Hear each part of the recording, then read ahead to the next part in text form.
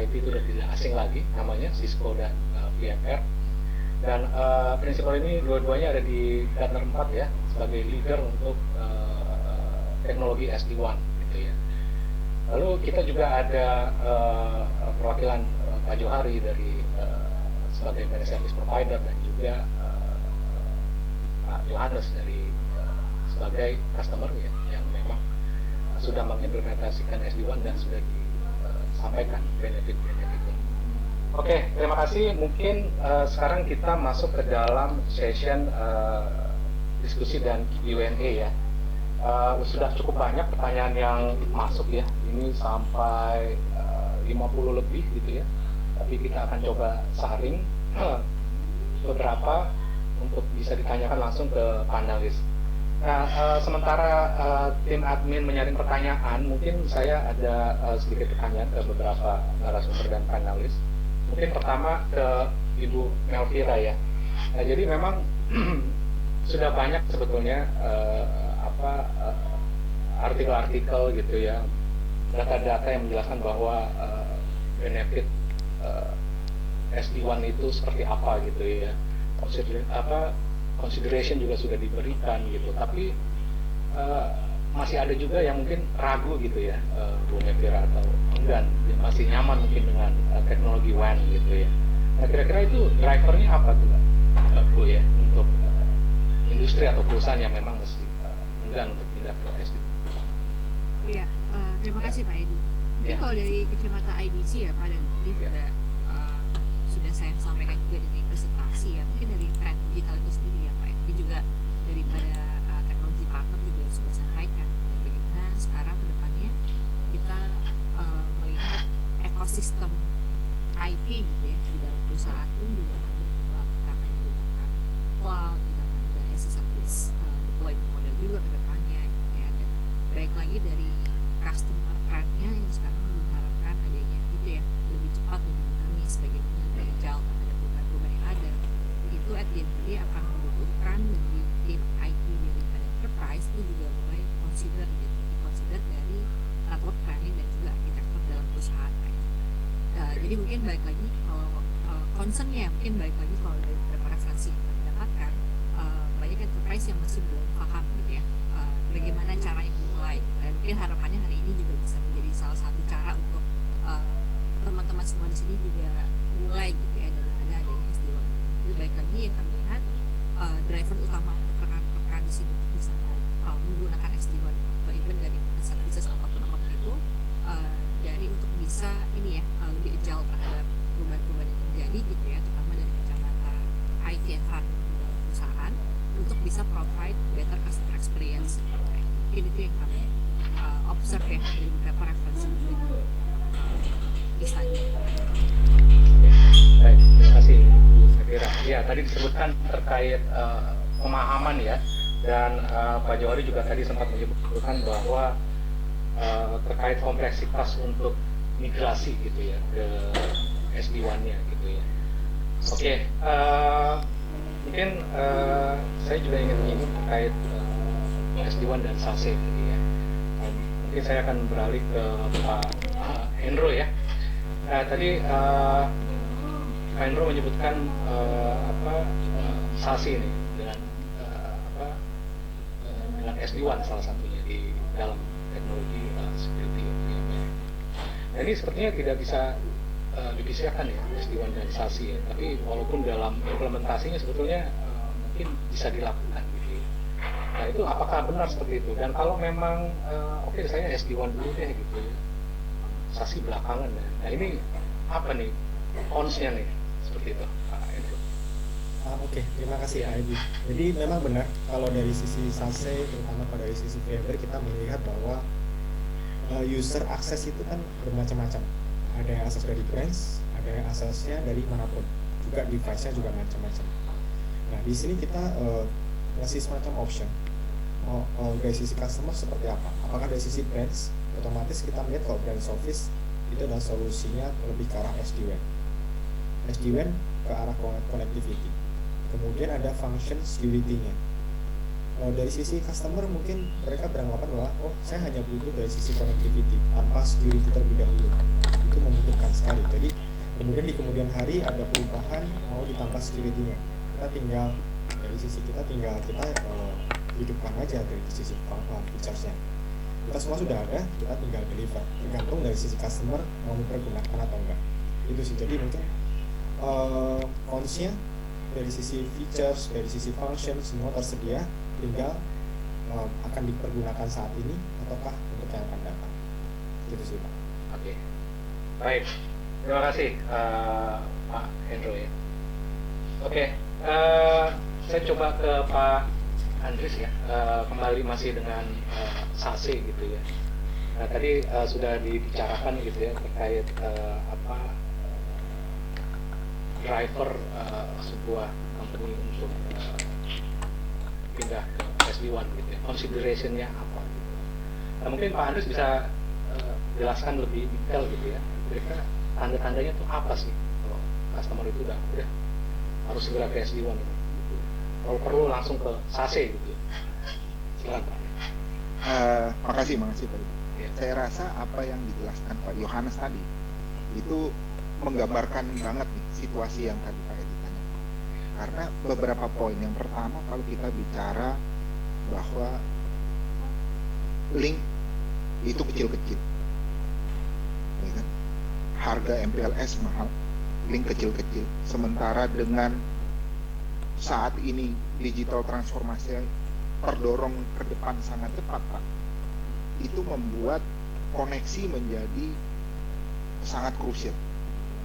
Tiba-tiba semua company butuh koneksi yang sangat besar, dan dengan menggunakan SD1 otomatis agregasi link yang bisa dilakukan tidak hanya satu tipe, tidak hanya MPLS yang dinaikkan bandwidth, tapi Bapak bisa gabungkan dengan broadband, Bapak bisa gabungkan dengan LTE, dan itu akan memberikan agregasi link yang sangat besar, fleksibilitas yang sangat besar, dan tadi yang Pak Yohanes juga sudah sebutkan, memberikan peace of mind, di mana apabila ada disrupsi di salah satu link akan secara otomatis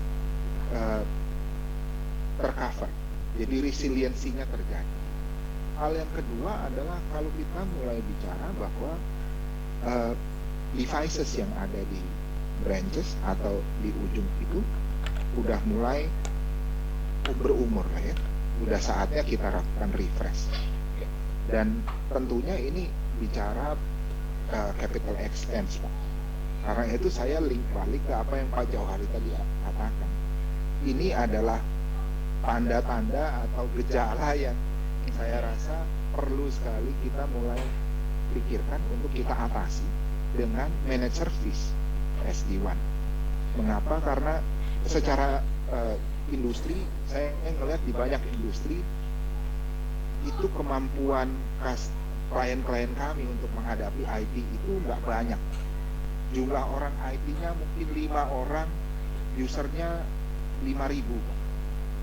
Gimana caranya dia mau memanage user 5.000, security-nya di semua laptop, di semua cabang, itu mesti di-manage.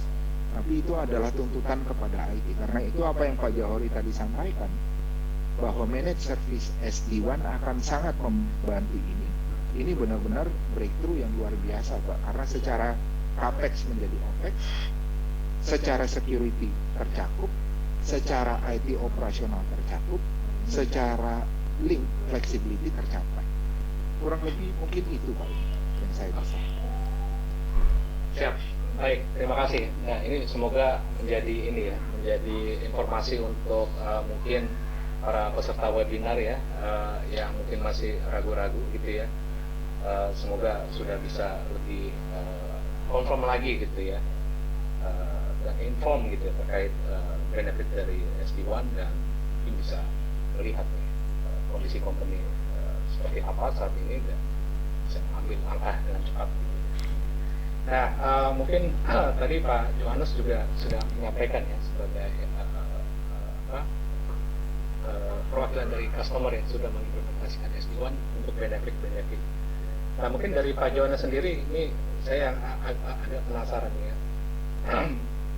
Mungkin dari operasional IT itu sangat membantu sekali ya Pak Yohanes. Nah, ini bagaimana, ada nggak impact-nya terhadap Maybank sendiri memberikan servis ke customer ya. Ya.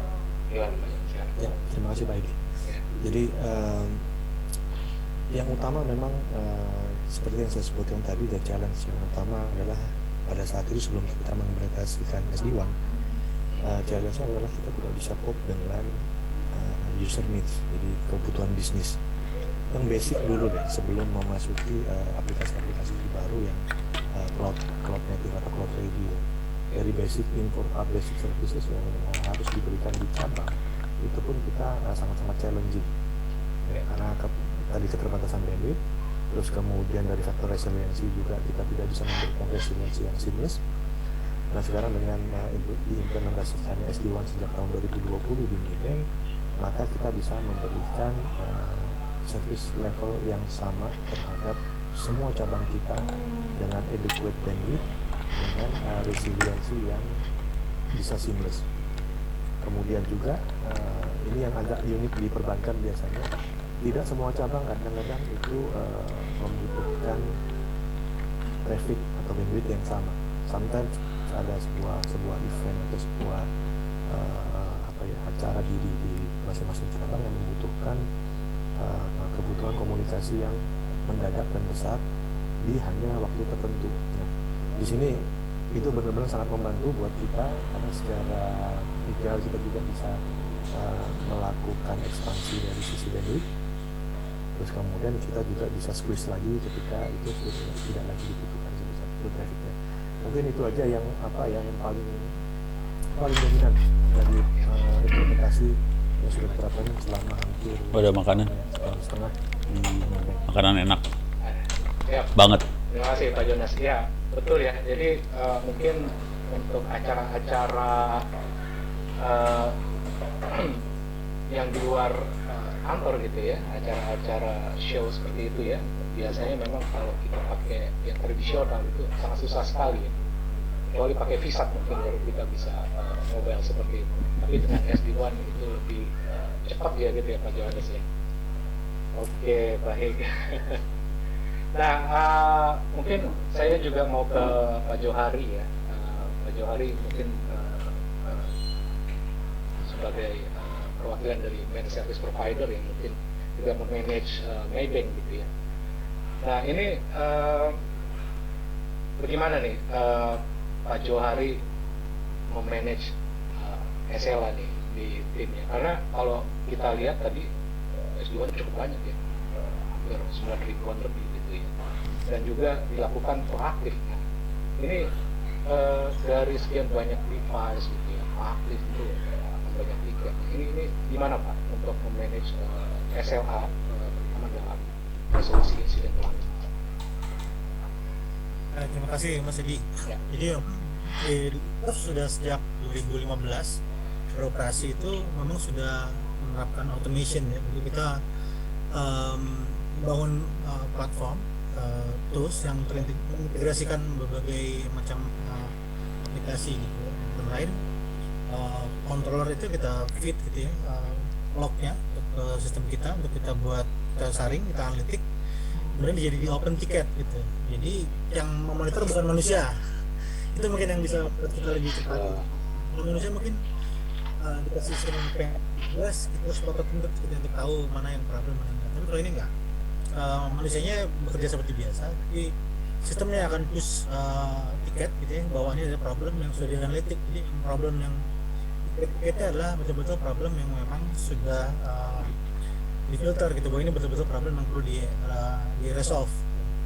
Nah, dengan yang datang tadi si tim kami di NEOP akan bisa melakukan proaktif monitoring. Dia sebagai monitoring memberitahukan ke customer bahwa sedang ada problem di suatu lokasi misalnya seperti itu. Jadi itu bisa meminimize waktu resolution time gitu. Jadi biasanya kita nunggu, kalau reaktif itu kan kita nunggu customer komplain gitu ya, customer aware-nya baru 1 jam 2 jam setelah terjadi gitu, baru komplain. Kalau ini enggak, kita proaktif sehingga sebelum customer even aware ya ada gangguan, kita sudah informasikan ke customer. Dan demikian SLA bisa terjaga. Tim kita juga cukup kompak gitu ya, nggak perlu banyak-banyak untuk memonitor setiap link yang ada ribuan, sehingga kita bisa memberi aktivitas di customer di SLA tersebut. Mungkin itu Mas Edi. Oke, baik. Terima kasih Pak Johari. Oke, mungkin kita mulai untuk Q&A dari para peserta ya. Jadi saya sudah dapat nih untuk beberapa pertanyaan yang dititipkan gitu ya dari para peserta untuk para narasumber. Yang pertama,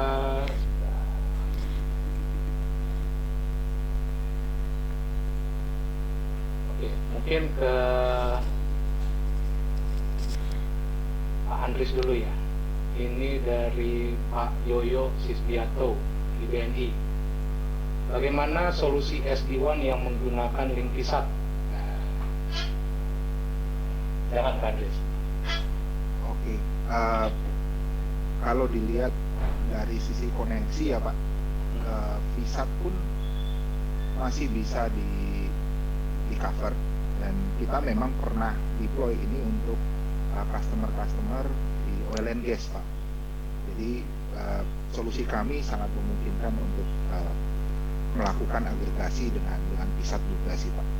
Jadi memang itu bukan masalah gitu Pak. Oke. Jadi tetap bisa digunakan ya, karena regardless linknya seperti apa gitu ya, bisa penting ada koneksi ke servernya gitu ya, bisa digunakan. Betul Pak. Baik. Betul. Ya. Terima kasih Pak Andries. Selanjutnya mungkin kita ke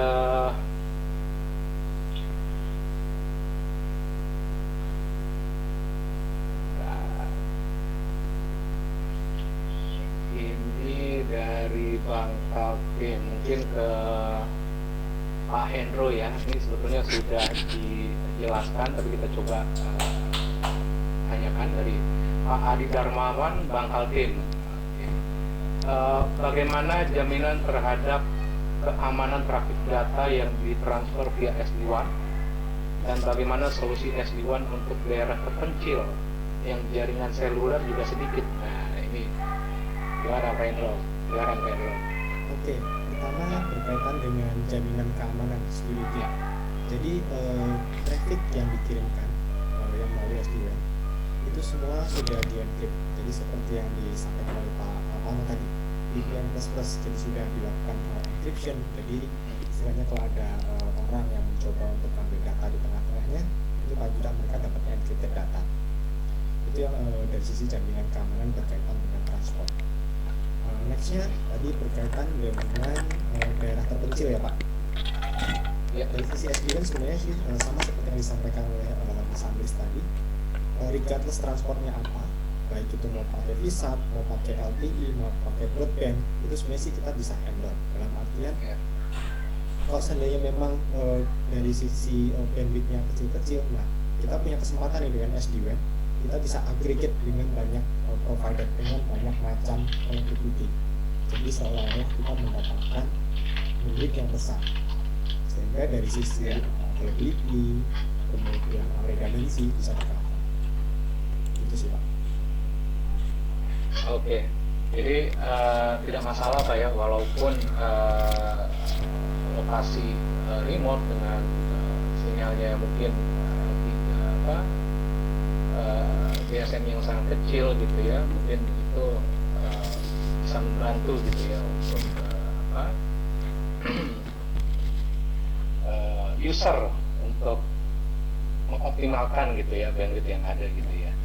Ya mungkin Ya, sebagai ya. tambahan dengan teknologi yang ada sekarang, meskipun dengan bandwidth yang kecil dan juga latensi yang tinggi, kita bisa mengoptimalkan trafficnya sehingga kualitas yang diterima oleh user atau performance-nya bisa dirasakan lebih bagus. Ya. Oke. Siap. Terima kasih Pak Hendro ya. Oke, selanjutnya mungkin kita bacakan dua lagi ya. Ini ke Pak Johari ya.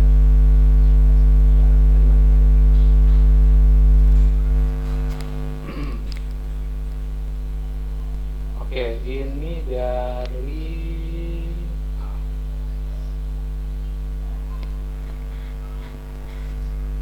Pak Lucky David Ando ya dari Indomaret. Sebagai retail kita punya puluhan ribu toko di seluruh kabupaten Indonesia. Bagaimana distribusinya bila ada kerusakan, di mana SLA toko 99%, dan bagaimana pengaturan LAN dan WAN tokonya karena sangat banyak cabangnya. Nah ini gimana nih, challenge nih Pak Johari ini. Kasih Pak Edi. Iya, iya.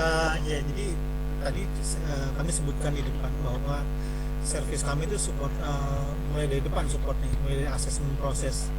Jadi saat melakukan assessment itu kita akan melakukan penilaian gitu, memperkirakan kebutuhan dari customer itu apa.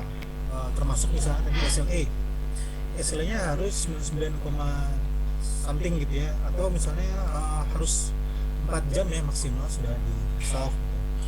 Tapi ini semua bisa kita lakukan, di assessment kita bisa lakukan, tentunya dengan desain yang berbeda gitu. Desain untuk yang recovery time 4 jam maupun eksplisit itu akan berbeda.